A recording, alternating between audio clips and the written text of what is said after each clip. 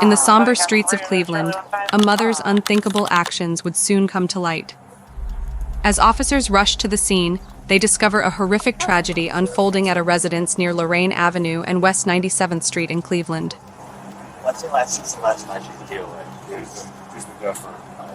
Yeah. As they entered the home, a wave of shock rippled through even the most seasoned officers. In the living room, they discovered the lifeless body of a 16-month-old girl lying in a small playpen. The child, later identified as Jailyn Candelario, was severely emaciated and covered in her own waste. Her sunken eyes and ashen skin told a chilling story of prolonged suffering. As investigators began to process the heartbreaking scene, Jailyn's mother, 31-year-old Kristel Candelario, told a story that didn't quite add up. With tears streaming down her face, Kristel claimed that Jailyn had suddenly fallen ill, refusing to eat and suffering from vomiting spells. She insisted she had been home caring for her sick child all week and had planned to take her to the hospital that very morning before tragically finding her unresponsive. But as detectives delved deeper, cracks began to appear in Kristel's account. The severe state of Jailyn's malnourished body and the squalid conditions of her playpen suggested a far more prolonged ordeal than a sudden illness. Suspicious and determined to uncover the truth, investigators turned to the neighborhood for answers, and what they discovered from Ring doorbell cameras would shatter Kristel's story and reveal the horrifying reality of Jailyn's final days. A mother is in jail on a murder charge after police say she left her baby home alone for more than a week. This is an awful story. Court records show 31-year-old Kristel Candelario admitted to leaving her 16-month-old daughter on Thursday, June 8th. While Candelario vacationed in Puerto Rico and Detroit, police say her baby, Jailyn, was at home unattended. When Candelario returned home last Friday, the 16th, court records show she found Jailyn unresponsive. Kristel Candelario was born on September 11, 1991, in Ecuador. In 2016, at the age of 25, she immigrated to the United States. She settled in Cleveland, Ohio, moving in with her parents and grandmother in the city's Kudell neighborhood. Kristel found work as a substitute teacher in a local elementary school. Over the next few years, she had two daughters, 7-year-old Amaya and 1-year-old Jailyn. As a single mother of two, Kristel undoubtedly faced immense challenges balancing childcare with her career. According to neighbors, there were some red flags in Kristel's parenting. In August 2022, less than a year before the tragedy, Kristel asked a neighbor to babysit for the weekend.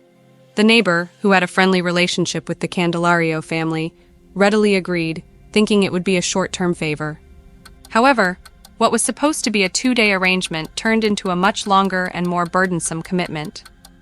The weekend came and went, but Kristel didn't return for Jailyn as planned. Days turned into weeks, with the neighbor growing increasingly concerned about the infant's well-being and her own ability to continue providing care. Attempts to contact Kristel about the situation proved frustrating and fruitless, with messages met by silence or vague promises that never materialized. After 6 long weeks, Kristel finally returned to collect Jailyn, offering only a brief apology and little explanation for her extended absence. Other community members also reported seeing Kristel leave Jailyn alone at home on multiple occasions. One neighbor recounted telling Kristel repeatedly not to leave the infant by herself. Despite these troubling signs, no official reports were ever made to Children and Family Services about Kristel's conduct prior to Jailyn's death. They watched the baby many times. This neighbor and her daughter asked not to be identified. Jailyn, she was a happy baby, always smiling, always curious about stuff. She was over here, she liked when we played with her. And we would put her on the bed and I would go to where she couldn't see me and then I would jump up and say boo and she would go and jump and she would start laughing as well. I absolutely loved her. She was like a little sister to me. I was the one calling her, look, I need milk, I need money, I don't have no money to buy milk for you, baby, what am I supposed to do? To many on the outside, despite a few red flags, Kristel appeared to be managing the challenges of being a young, working single mother with the help of her live-in parents. She maintained a job as a substitute teacher and kept up appearances in public, always ready with a smile and a positive demeanor. However, behind closed doors, the reality was far different. Kristel had a penchant for travel and a love for living life on her own terms. Her social media accounts were filled with photos of her posing in exotic locations, a stark contrast to the daily grind of raising 2 young children. As the pressures of parenthood mounted, Kristel increasingly prioritized her own desires over the needs of her daughters. She began increasingly leaving the kids in the care of her mother, while she seemed to jet off on impromptu getaways. In early June 2023, Kristel was preparing for a summer trip to Puerto Rico. She had plans to meet up with her boyfriend on the island from June 8th to June 16th. With 7-year-old Amaya away in Ecuador visiting family, Kristel needed to arrange care for 16-month-old Jailyn. Under normal circumstances, Kristel's mother or grandmother would watch the toddler. This time, however, they were the ones who had taken Amaya to Ecuador, leaving Kristel solely responsible for Jailyn. Despite having a large extended family and neighbors who had babysat in the past, Kristel made no alternate childcare plans. There were so many people here. She could have knocked on any of our doors and asked us to take care of Jailyn, and we all would have.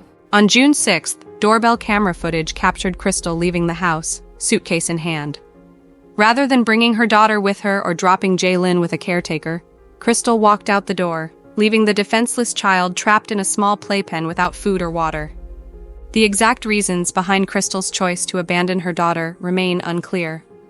But according to Kristel's later statements, she said that she was not in a rational state of mind and was feeling overwhelmed by the pressures of single parenthood. Regardless of her internal struggles, Kristel's decision to leave Jailyn alone and unattended was a blatant neglect of her basic parental duties. Kristel's first stop was Detroit, Michigan, where she spent a few days visiting friends before continuing on to her ultimate destination of Puerto Rico. As she soaked up the sun and enjoyed her Caribbean getaway, Kristel's social media painted a picture of a carefree young woman living her best life. Photos show her lounging on the white sand beaches of Isla Verde, posing in front of picturesque tropical backdrops and vibrant murals. In one image posted on June 9th, just 3 days after leaving Jailyn behind, Kristel can be seen smiling in a white bodysuit with long sleeves, the crystalline waters of the Atlantic stretching out behind her.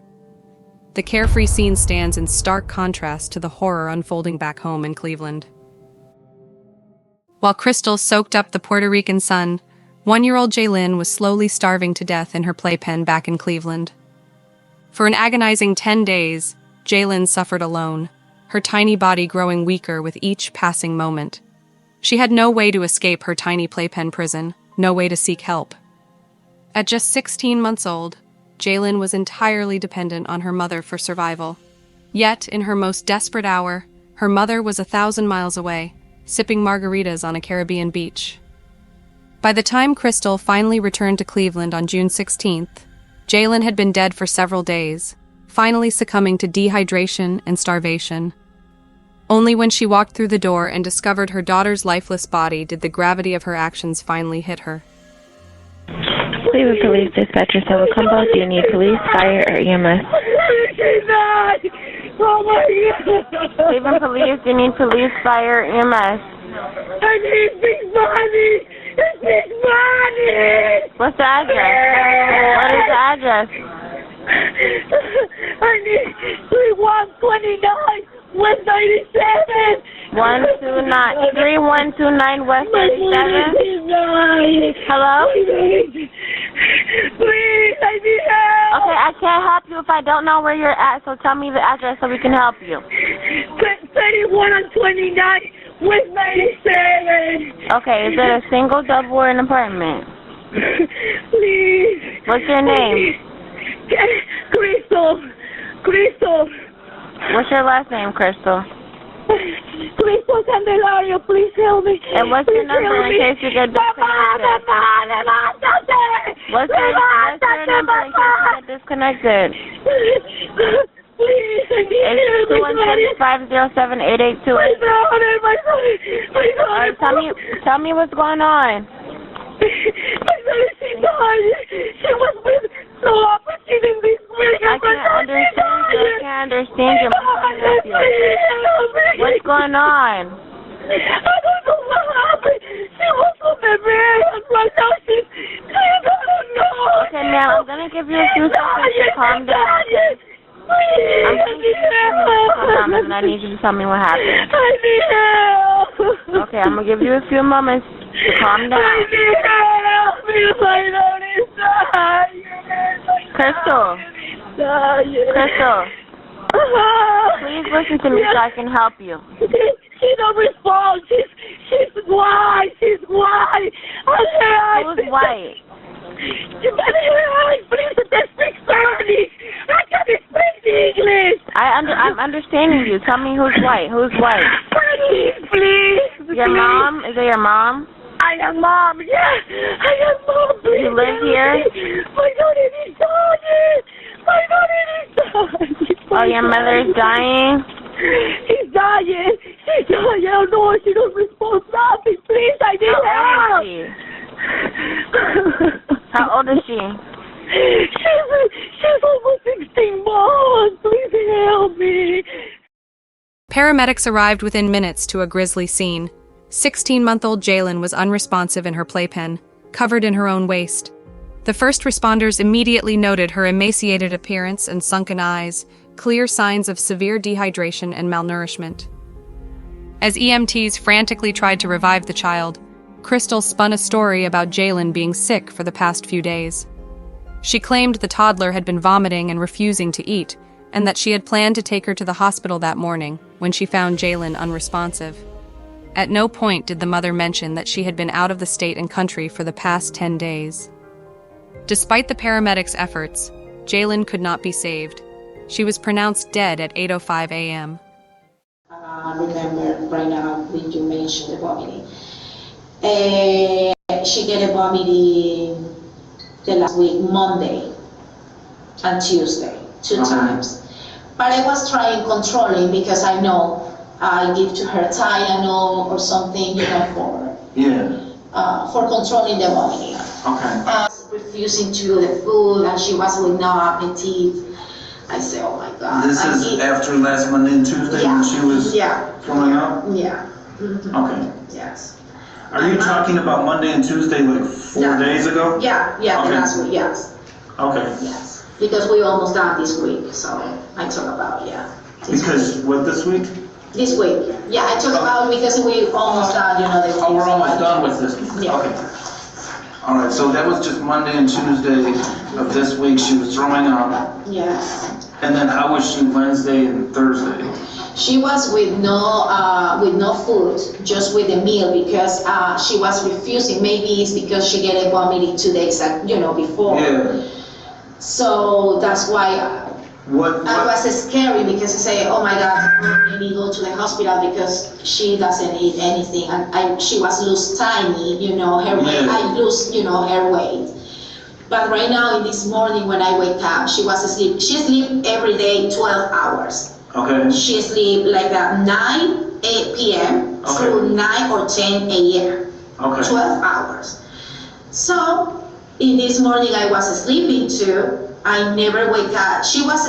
What happened? What was going on last night? Last night she was crying a lot, and I see one moment when I was take a shower, and she was screaming like I don't know, probably she get a pain. Okay. Maybe. About what time was that last night? Maybe at 7 or 8 p.m. Okay. So she was screaming like, probably for pain or something like that. In this morning when I wake up, I took her in the morning for, Jailyn, wake up, and she wake up, and when I see her, I see she looks like a really, really dry, like a... When investigators began questioning Kristel, her story quickly fell apart. Timelines didn't add up. How could Jailyn have been sick for days if Kristel had supposedly been with her the entire time? Her suitcase, still packed and standing at the front door, also poked holes in her account. Initial searches of the home painted a heartbreaking picture of neglect. The kitchen was stocked with food Kristel had purchased for herself before the trip, but nothing suitable for a toddler. Jailyn's diaper bag was tucked away in a closet, unused. Her crib was filled with old toys and clutter instead of bedding. As detectives began to dig deeper, the truth slowly came out, detail by horrifying detail.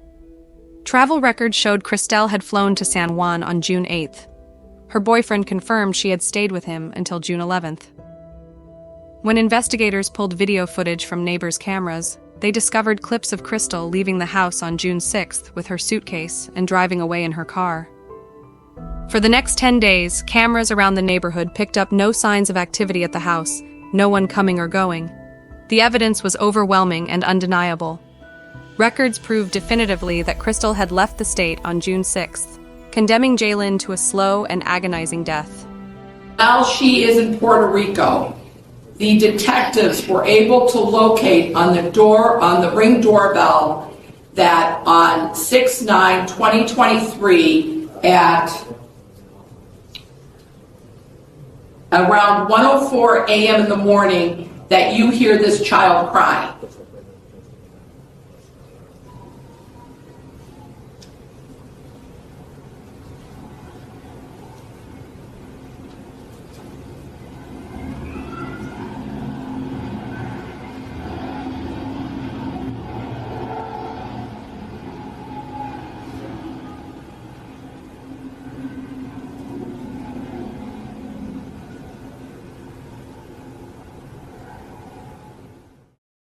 On June 18, 2023, just 2 days after Jailyn's body was discovered, Kristel Candelario was arrested and charged with aggravated murder, felonious assault, and endangering children.